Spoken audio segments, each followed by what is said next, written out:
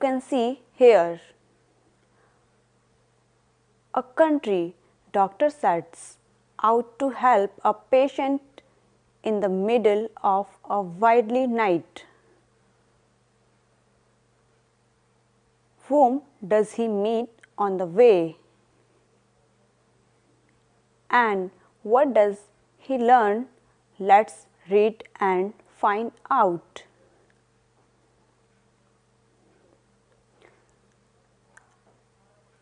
And the person meet who?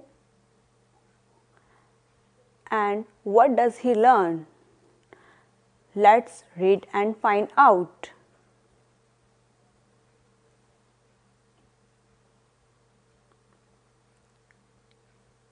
He threw back the covers and sat up on his bed.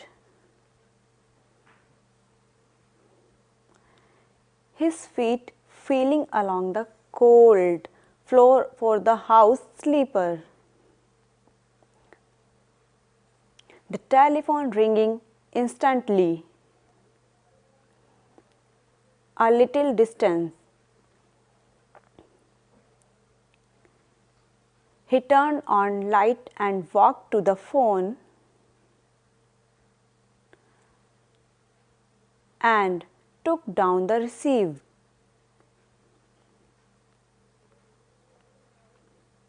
This is a Dr. Benson, he said.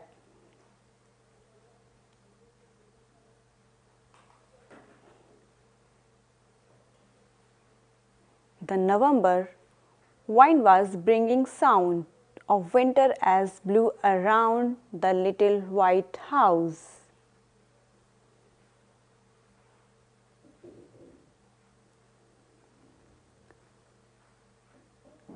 The doctor got into his clothes.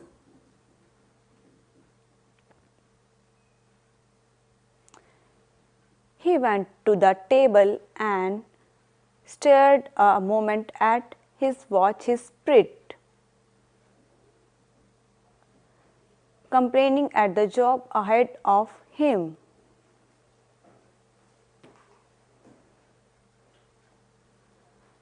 "2 o'clock, his mind complained at the horrible horror and wondered why children had to be born at such emperor time.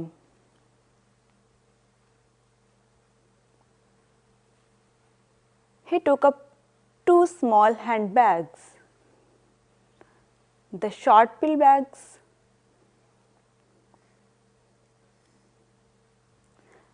As the people of the town knew it.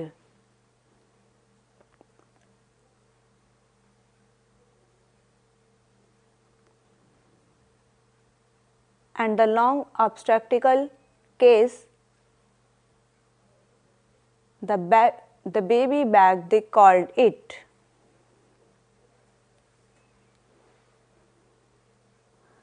The pills of bag, and the people of the town knew it.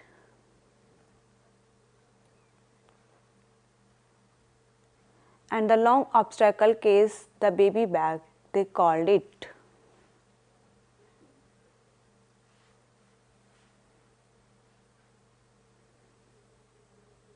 Same the baby see, we give the food and water.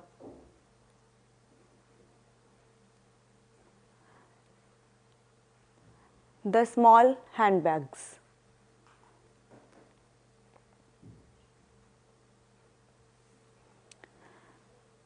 Dr. Benson stopped a moment to light and then put the pack of cigarettes in his overcoat pocket. The wind felt like surgeon's knife at his face. He has opened the door and run blending low around the driveway. His car started with difficulty. coughed half a dozen times as he drove down the driveway, but then began to run more smoothly. As he turned down Grass Street and on the desert highway,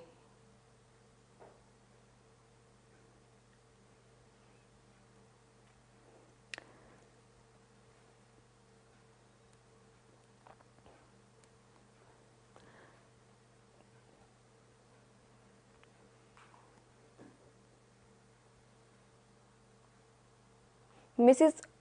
Ott Sorley, who Dr. Benson was on his way to visit,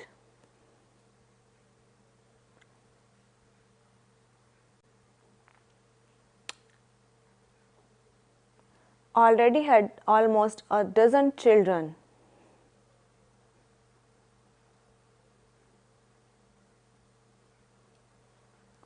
But it seemed to the doctor that never once had she had a baby in good weather.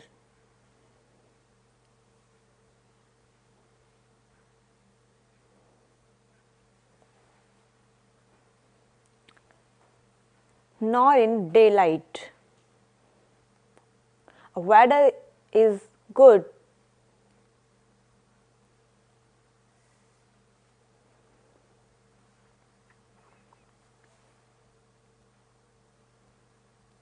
nor in daylight.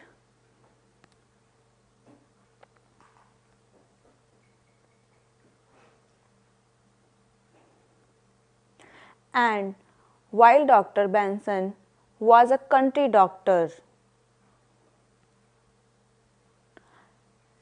he was still a young man and couldn't find the pleasure that his father,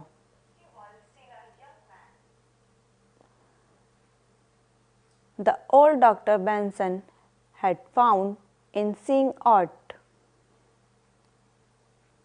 The father always 2 or 3 babies behind in payment of his baby bills.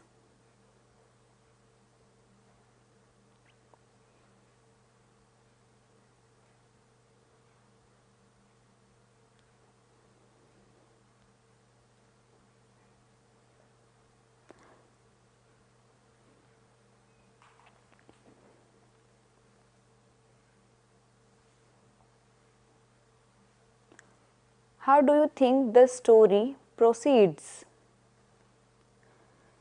Will it be about Mr. or Mrs. Sorley? Or will there be chance meeting with someone else? Read ahead to find out.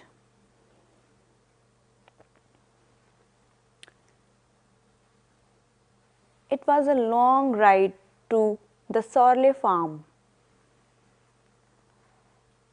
and the sight of a man walking alone along the country road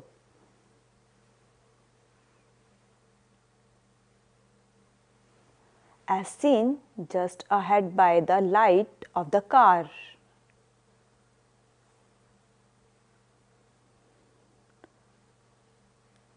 was a welcome relief to the doctor. He slowed down and looked at the man walking along with difficulty against the wind, a little package under his arm.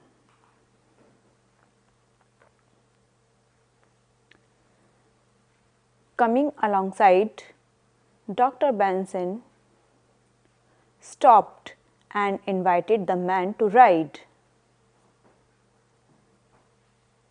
The man got in.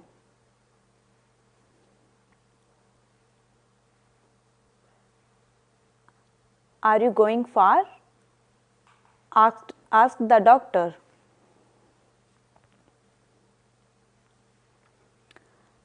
I am going all the way to Detroit, said the man.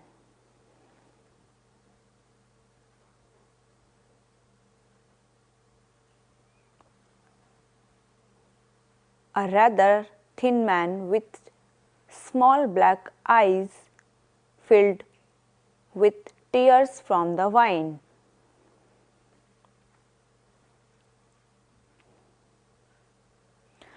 Could you give me a cigarette, please?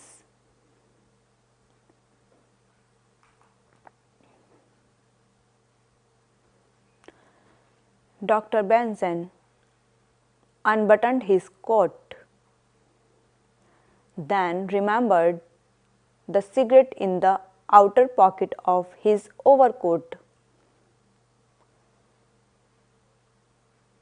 He took out the packet and gave it to the rider. When the cigarette was lighted, the man held the packet a moment, then asked, "Do you mind, mister, if I take another cigarette for later?"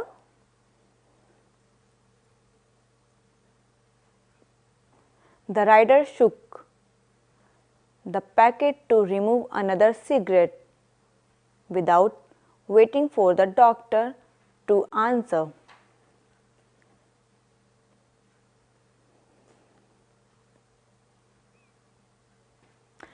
Dr. Benson felt a hand touch his pocket. "I will put them back your pocket," the little fellow said. Dr. Benson put his hand down quickly to receive the cigarettes and was a little irritated to find them already in his pocket.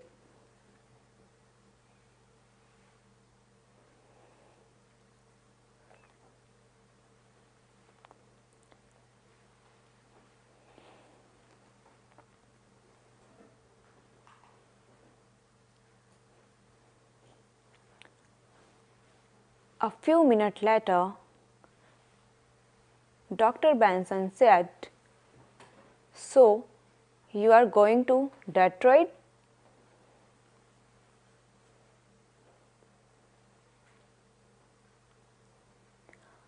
"I am going out to look for work in one of the automobile plants."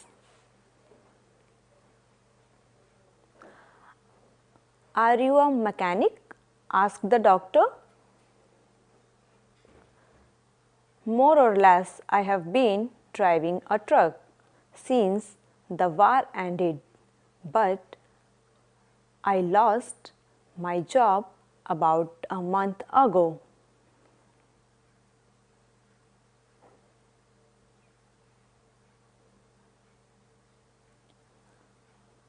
"But I lost my job."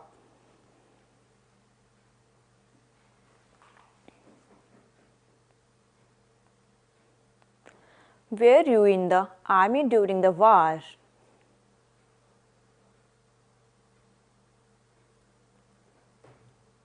"Yeah, I was in the ambulance section." "Right up at the front." "Drove an ambulance for 4 years." "Is that so?" said Dr. Benson. "I am a doctor myself." "Dr. Benson is my name." "Is it my name?" "Dr. Benson."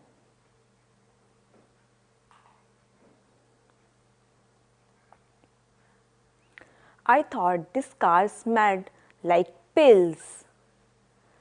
The man laughed. Then he added more seriously, "My name is Evans."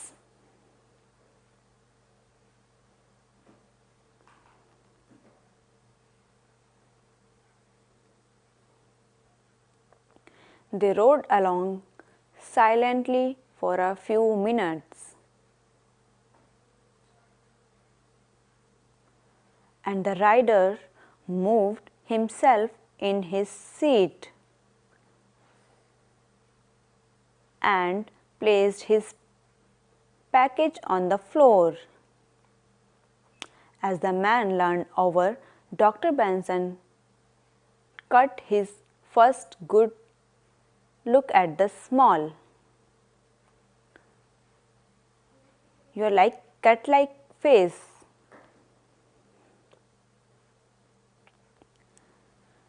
The doctor also noticed the long deep scar on the man's cheek, bright and red, looking as though it were of recent origin. He thought of Mrs. Ott Sorley and reached for his watch. His fingers went deep into his pocket before he realized that his watch was not there.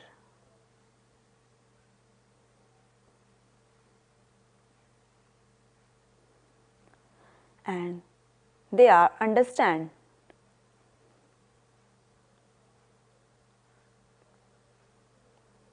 Before he realized that his watch was not there.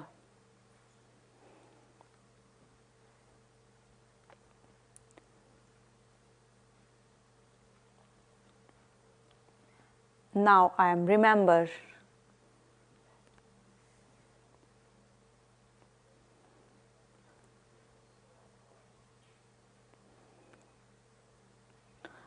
And watch was not.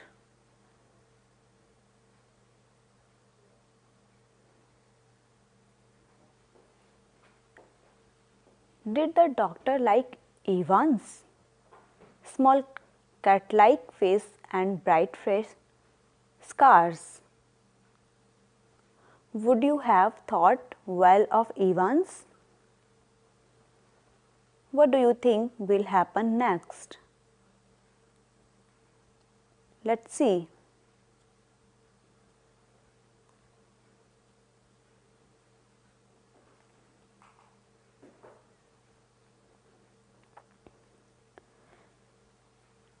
Dr. Benson moved his hand very slowly and very carefully below the seat until he felt the leather holster.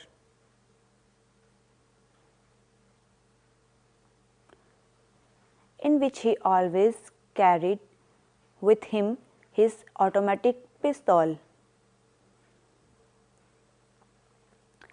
He drew out the pistol slowly and held it in the darkness at his side. Dr. Benson stopped the car quickly and pushed the nose of his gun into Evan's side. The rider jumped with fear and put hand quickly. Dr. Benson pushed the pistol still deeper into the man's side and repeated coldly, "Put that watch in the pocket before I let this gun go off." Evans put his hand in his own vest pocket and later, with trembling hands, tried to put the watch into the doctor's pocket. With his free hand, Dr. Benson pushed the watch down into his pocket.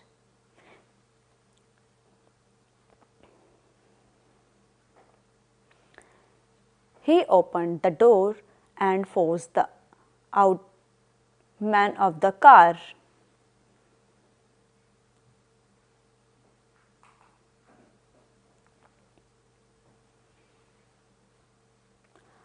"I am out here tonight," probably to save a woman's life. But I took time out to try to help you, he said to the man angrily. The man is very angrily.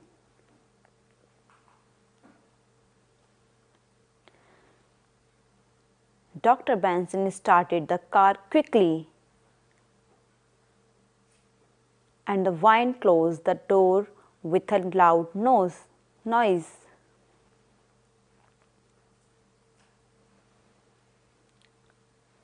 He put the pistol back. The drive up the mountain to the Sorley farm was less difficult than he had feared, and old Sorley had sent one of his order boys down the road with a lantern to help him.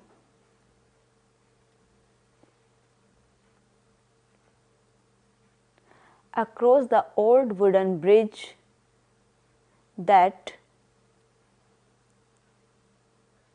led up to the little farmhouse.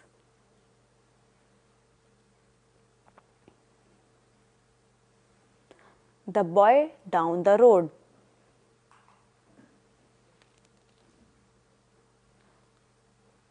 Mrs. Sorley, many previous experiences with bringing children into the world apparently helped her greatly because she delivered this child with little difficulty, and there was no need on Dr. Benson's part for the instruments in the long bag.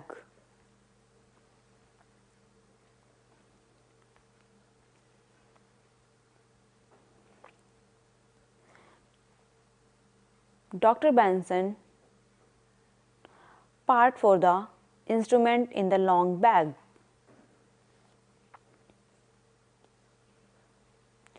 After it was all over, however, Dr. Benson took a cigarette and sat down to smoke.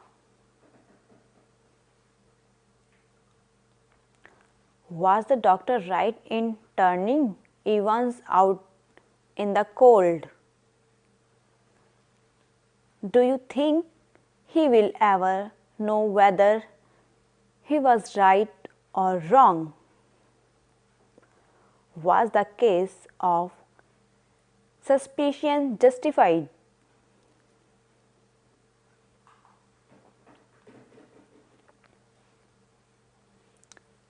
A fellow I picked up in a car on my way up here tonight tried to rob me, he said to Art, feeling a little proud. He took my watch, but when I pushed my .45 pistol into his side, he decided to give it to me back. It is a pistol.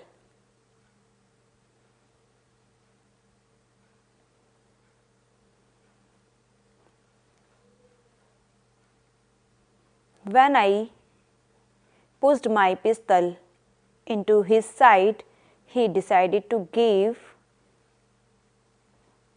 it me to back. Art smiled wide at such an exciting story coming from young Dr. Benson. Well, I am glad he gave it back to you, Art said, because if he had not, we would not have any idea what time you Dr. Benson took the watch from his pocket. The baby delivered about 30 minutes ago. And right now, it's he walked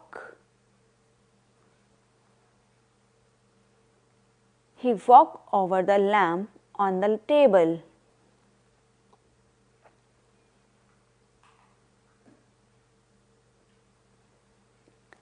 He stared strangely at the watch in his hand. The crystal was cracked. The top was broken. He turned the watch over and I held it closer to the lamp. He studied the worn inscription there.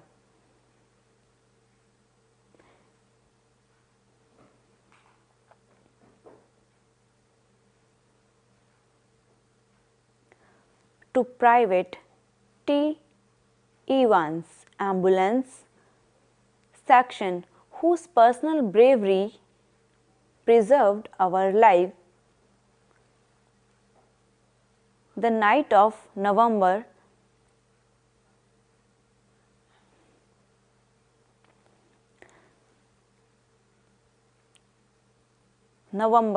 3, 1943, near the Italian fronts.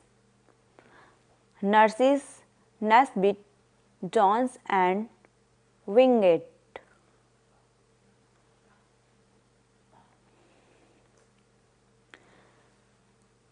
It is a bravery preserved our life.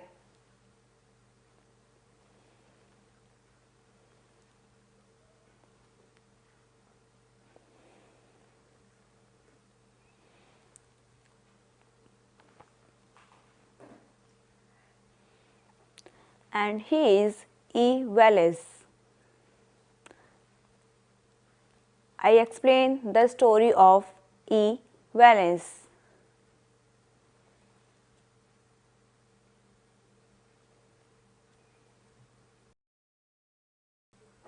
Thank you for watching.